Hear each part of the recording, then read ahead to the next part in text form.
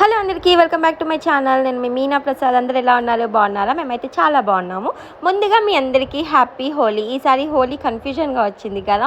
Actually ఏంటంటే థర్డ్కి హోలీ అన్నారు, కాకపోతే థర్డ్కి గ్రహణం ఉంది కాబట్టి కొంతమంది థర్డ్ మార్నింగే హోలీ చేసుకున్నారు. కాకపోతే మా ఆయనకి ఆ రోజు వర్కింగ్ డే ఉండే కాబట్టి మేమైతే ఫోర్త్కి చేసుకున్నాం అనమాట. చేసుకోవడం అంటే ఏముంది, మనకు మనమే హోలీ ఆడుకోవడం అనమాట. మా పిల్లలు హ్యాపీ కావాలంటే వాళ్ళ కోసం మేము ఏమన్నా చేస్తామన్నమాట. ఎందుకంటే థర్డ్కే ఆడదామన్నారు హోలీ.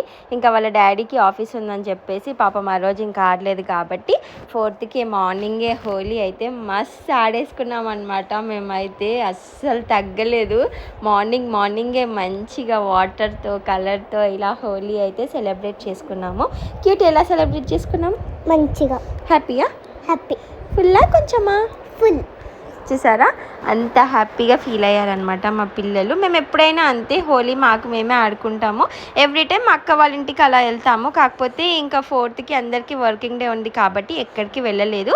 మేము మాత్రమే ఇంట్లోనే సెలబ్రేట్ చేసుకున్నాం అనమాట. మొత్తానికి మా హోలీ అయితే ఫుల్ ఖుషీగా సెలబ్రేట్ చేసుకున్నాము. మరి మీరు ఎలా చేసుకున్నారో కామెంట్ చేయండి. మరి నిన్న చేసుకున్నారా, ఈరోజు చేసుకున్నారా చెప్పండి.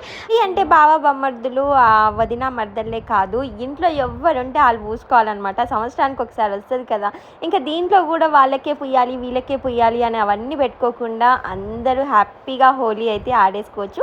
మేమైతే అలాగే ఆడుకుంటాం. మరి మీరు ఎలా చేస్తారు?